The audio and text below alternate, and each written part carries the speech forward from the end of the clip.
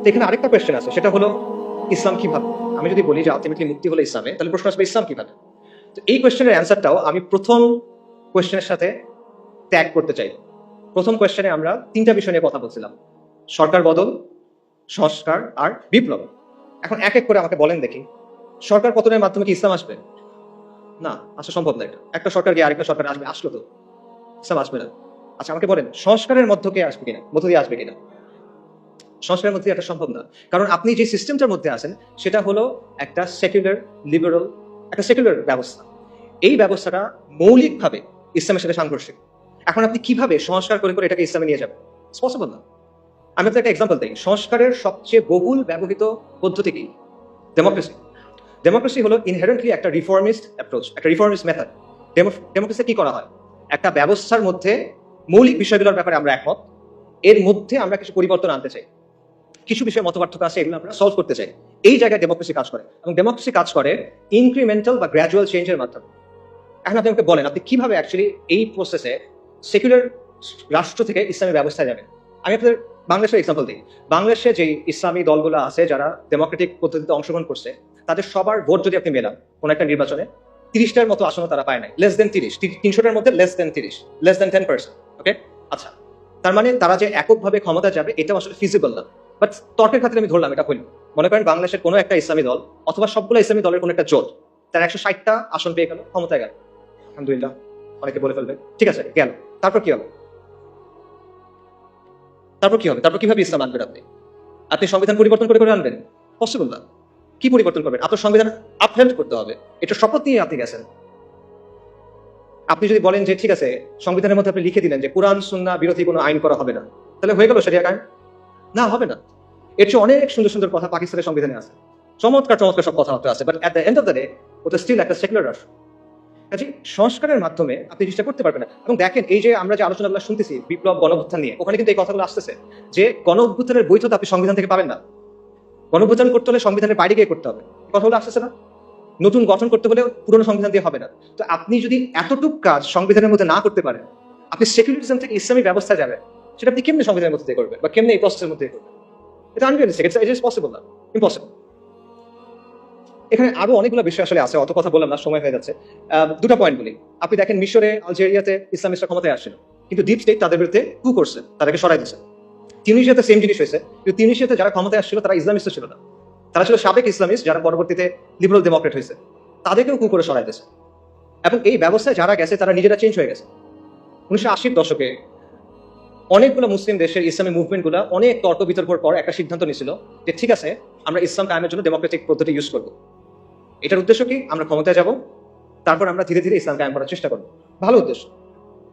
তারপর কি হয়েছে? 40 বছর পর হয়েছে যে আমরা দেখতেছি যে তারা নিজেরা এখন ইসলামী রাষ্ট্রের কথাই বলে না। এদের অনেকেই, সবাই না, অনেকেই। এরা এখন কি বলে? এখন তারা বলে কল্যাণ রাষ্ট্রের কথা, ওয়েলফেয়ার স্টেট, প্লুরালিজমের কথা। এরা এখন বলে যে লিবারাল ডেমোক্রেসির কথা। অর্থাৎ তারা সিস্টেমে ঢুকছিল সিস্টেমটা চেঞ্জ করার জন্য, সিস্টেমের জায়গায় আছে, তারা চেঞ্জ হয়ে গেছে। এটা হলো অবস্থা। তো সংস্কারের মধ্য দিয়ে আসলে এইভাবে এই পরিবর্তন সম্ভব না। বাস্তবতা হলো, আপনি যদি সেকুলার ব্যবস্থা থেকে যে ট্রান্সফরমেশনটা প্রয়োজন ইসলামী ব্যবস্থা যাওয়ার জন্য, সেটার জন্য প্রয়োজন বৈপ্লবিক পরিবর্তন এবং রেভলিউশনারি মিনস। এটাই বাস্তবতা। এবং এটা শুধুমাত্র ইসলামের ক্ষেত্রে প্রযোজ্য না, এটা যে কোনো ব্যবস্থার ক্ষেত্রে প্রযোজ্য।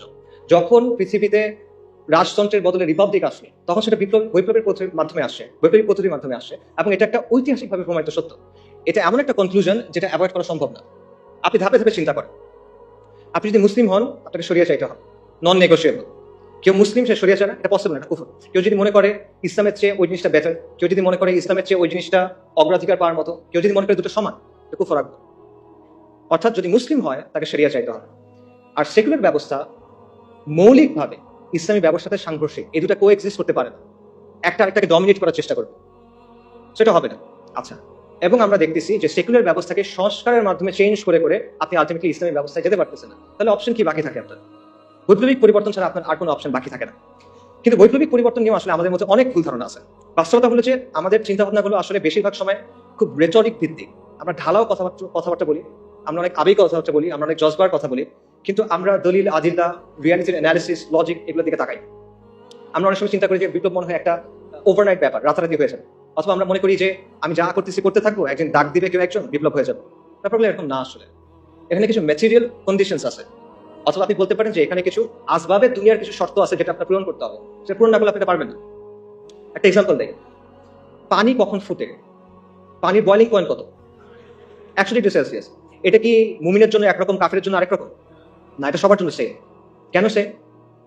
আল্লাহ দুনিয়ার নিজাম আল্লাহ ঠিক করে দিচ্ছেন এখানে, সবার জন্য এটা সেম। তো সমাজ এবং রাষ্ট্রের মধ্যেও এরকম কিছু ম্যাটেরিয়াল কন্ডিশনস আছে যেটা আপনার পূরণ করতে হবে। এই জিনিসটা আপনি আবেগ বা জজবা দিয়ে, আমরা হকের উপর আছি, জাস্ট এই বিষয়টা দিয়ে আপনি বাইপাস করতে পারবেন না। এই রিকোয়ারমেন্ট আপনাকে ফুলফিল করে আসতে হবে। হ্যাঁ, এমন হইতে পারে যে কাফেরদের জন্য যে রিকোয়ারমেন্ট, সেখানে আমাদের কিছু অ্যাডিশনাল রিকোয়ারমেন্ট থাকতে পারে, যেমন আমাদের ইমানি, আমলি, শারঈ, আকাইদি কিছু রিকোয়ারমেন্টস থাকবে যেটা একটা কমিউনিস্টের থাকবে না। কিন্তু ম্যাটেরিয়াল রিকোয়ারমেন্ট সেম, এটা আপনার লাগবে। তো এটা বাইপাস করে আপনি আসলে বৈপ্লবিক পরিবর্তনের দিকে যেতে পারবেন। এটা না করে আপনি যদি শুধু বলেন যে আমার ইমান আছে, আমার অনেক জজবা আছে, আমরা তো হকের উপর আছি, এভাবে আর হবে না। এটা তাওয়াক্কুলের ভুল বুঝ। বাস্তবতা হলো বৈপ্লবিক পরিবর্তন একটা লম্বা, জটিল, রুক্ষ প্রক্রিয়া, কঠিন একটা প্রক্রিয়া। এর মধ্যে নানা ধরনের জটিলতা আছে এবং এটার মধ্যে মাল্টি স্টেজ আছে, মানে মাল্টিপল স্টেজেস আছে, একাধিক স্টেজ আছে। ব্যাপারটা এভাবে চিন্তা করেন, মনে করেন আপনি কালকে আম খাইতে চান, আপনি আজকে গাছ লাগালেন, এটা হবে? হবে না। আপনি কালকে আম খাইতে চান, আপনি আজকে গাছ লাগালেন, হবে না, কালকে তো ফল আসবে না। একটা লম্বা প্রসেসের মধ্যে দিয়ে যাওয়ার পর ফল আসবে। তো আপনি ওভারনাইট এটা চাইতে পারেন না যে আমি আজকে গাছ লাগাবো, কালকে ফল আসবে, হয় না। আচ্ছা, আরেকটা জিনিস চিন্তা করেন, মনে করেন আপনার প্রতিবেশী, তার বাসায় জামের গাছ আছে এবং তার বাসার গাছে জাম ধরছে, সে জাম পারতেছে। কারণ আপনি তার কাছে গিয়ে বললেন আমাকে আম সত্য বানিয়ে দাও, আমাকে আমি শরবত বানিয়ে দাও, ম্যাঙ্গো স্মুদি দাও। এটা হয়? ইট ডাজন্ট ওয়ার্ক লাইক দ্যাট। যে বীজ বুনছে ফসল তার, যেই বীজ বোনা হয়েছে ওটাই আসবে। আম গাছে তো জাম হবে না। একটা সেকুলার আন্দোলন হয়েছে, সেকুলারদের নেতৃত্বে একটা আন্দোলন হয়েছে, অথবা একটা ইস্যু ভিত্তিক আন্দোলন হয়েছে, আন্দোলন শেষ হয়ে গেছে, এখন আপনি তার কাছে গিয়ে বললেন যে আমাকে খিলাফা দাও, শরিয়া দাও। It doesn't work like that. সে কেন আপনাকে দিবে? আপনি কে? তার কষ্টের পরিশ্রম সে আপনাকে কেন দিবে? আর সে যদি দেয়, ধরেন সে দিল, সে যেটা দিবে ওটাকে ওই জিনিস যেটা আপনি চাচ্ছেন না, সেটা জাম, আপনি আম চাচ্ছেন, রাইট? সেটা আসলে হয় না। সো এই বিষয়গুলো আমাদের বোঝা দরকার। তাহলে করণীয় আসলে কি? আমি এখানে আবার এক্সাম্পলে ফেরত চাই। একজন ভালো কৃষক কি করে? একজন ভালো কৃষক প্রথমে জমিটাকে তৈরি করে, আগাছাগুলো দূর করে, লাঙল দেয়, তারপর সে বীজ বুনে, তারপর সে আস্তে আস্তে এটাকে বড় করে, সার দেয়, পানি দেয়, কীটনাশক দেয়। তারপরে ফল আসবে কিনা এটা নিশ্চিত না, কিন্তু নানা কারণে ফল না আসতে পারে, পোকায় খেয়ে ফেলতে পারে, মরক ধরতে পারে, অনেক কিছু হতে পারে। এখানে একটা মানে একাধিক স্টেজ আছে। এই রেভলিউশনারি চেঞ্জের ক্ষেত্রে এই ব্যাপারটা আছে, এখানে একাধিক স্টেজ আছে। এবং এর মধ্যে প্রথম স্টেজ যেটা, লাঙল দেওয়ার যে স্টেজ, সেটা হলো একটা প্রজন্ম তৈরি করা, সমাজের মধ্যে শরিয়ার পিপাসা তৈরি করা, সমাজের কাছে এটাকে একটা ভায়াবল অপশন হিসেবে নিয়ে আসা। এবং এটা 2-5 বছরের কাজ না, এটা একটা ডেকেডস লং প্রজেক্ট।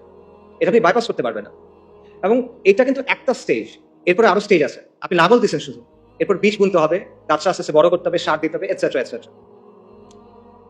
তো এটা একটা মাল্টি স্টেজ প্রসেস এবং এটা লং টার্ম প্রসেস। এই বিষয়টা আমাদের বোঝা দরকার। এটা রাতারাতি অর্জন করার কিছু না। এবং কেবল জজবা দিয়ে, কেউ রেটরিক দিয়ে, জেনেরিক কিছু কথা বলে, গরম গরম স্লোগান দিয়ে বা ভক্তি দিয়ে আমি অমুককে অনুসরণ করি, উনি বলছেন তারা এটা ঠিক, এভাবে এই জিনিসটা হবে না। দুনিয়া এভাবে চলে না। তো এই ধরনের পরিবর্তন নিয়ে আসলে আরো অনেক কথা বলার সুযোগ আছে, বাট ওইদিকে আর না যাই, সময় যেহেতু না।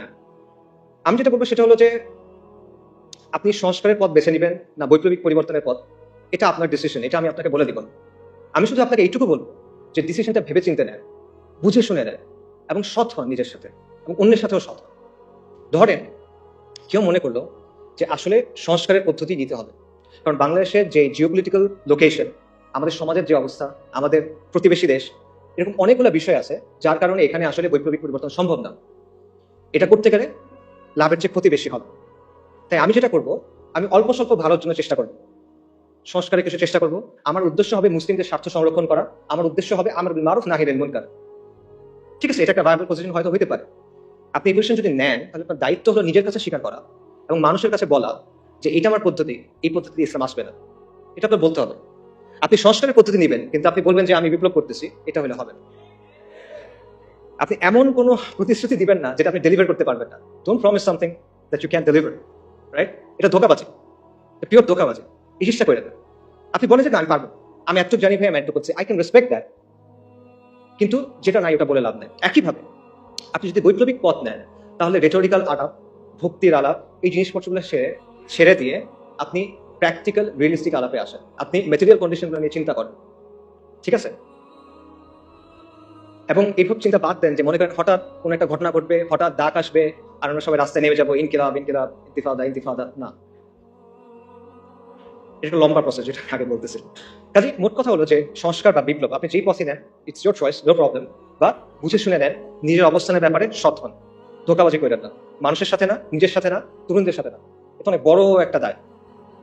এই দায় নিয়ে আপনি আলোচনা দাঁড়াতে চান না আসলে। আচ্ছা, একটা কথা দিয়ে শেষ করি, সেটা হলো যেটাই আপনি পছন্দ করেন, সংস্কার অথবা বিপ্লব, দুটা ক্ষেত্রে আপনার আসলে একটা কাজ করতে হবে। যদি আপনি চান আগামীর বাংলাদেশে ইসলাম শক্তিশালী হোক, তাহলে আপনি যে তরিকায় নেন আপনার একটা কাজ করতেই হবে, এটা না করলে হবে না। সেই কাজটা কি? এটাও একটা প্রশ্ন দিয়ে বলি, আমাদের সমাজে সেন্ট্রাল কনফ্লিক্ট কি?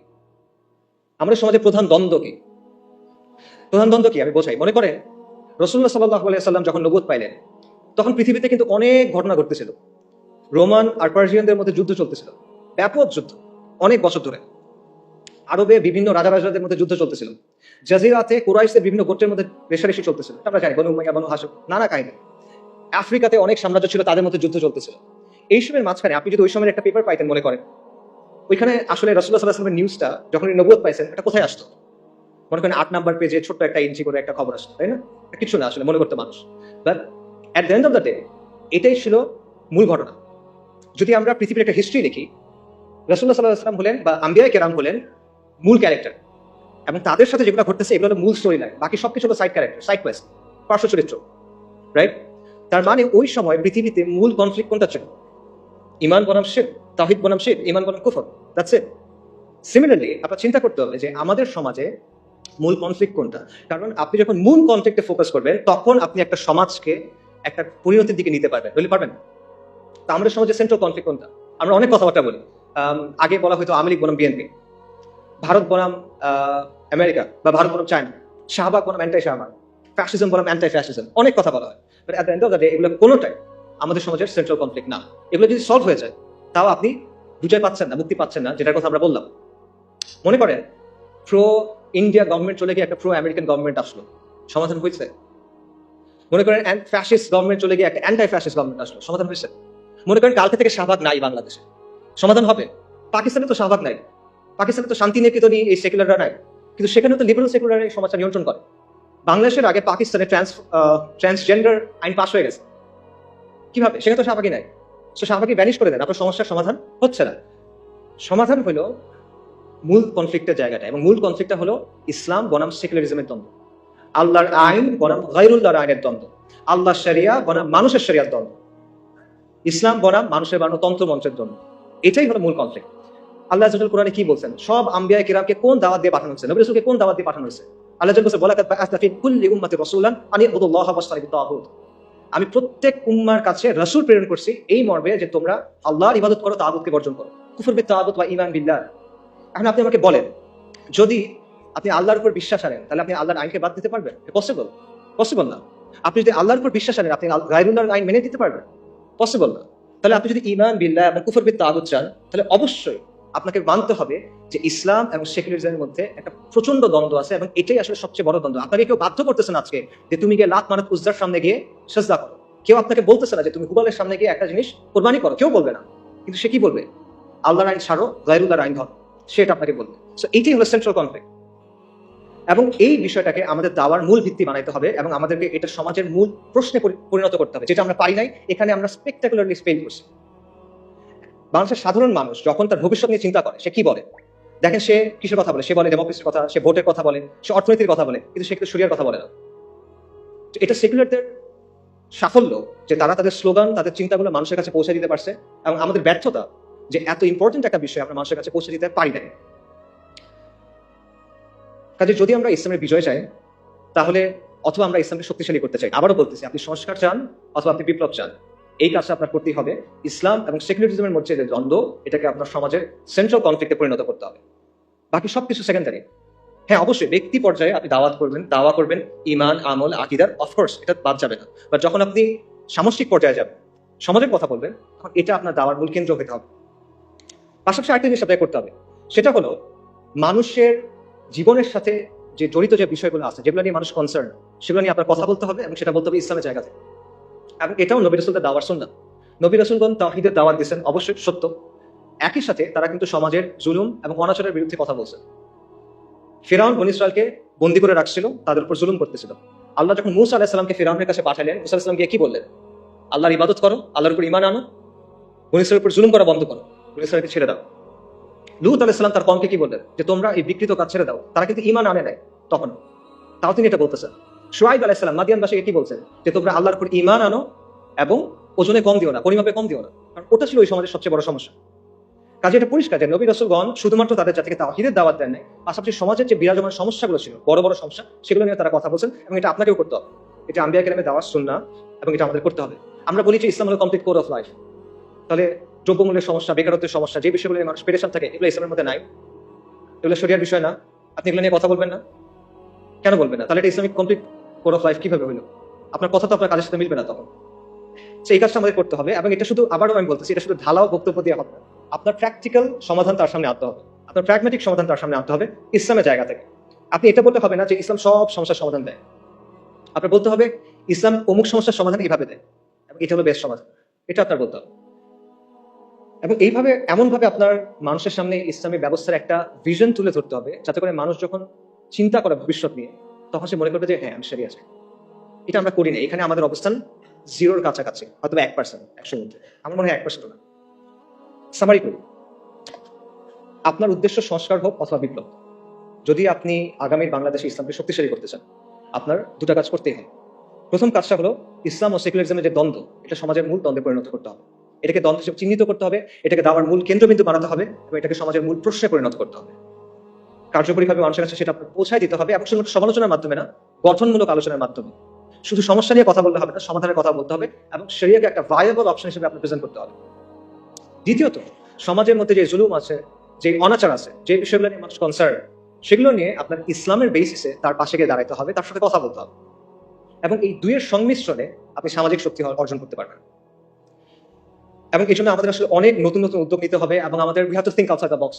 আমাদের দেশে আলহামদুলিল্লাহ অনেক দিনই কাজ হয়, এবং এগুলো খুবই প্রয়োজনীয়, এগুলো চলো, কিন্তু আপনার এখানে একটা শূন্যস্থান আছে, এটা বুঝতে হবে।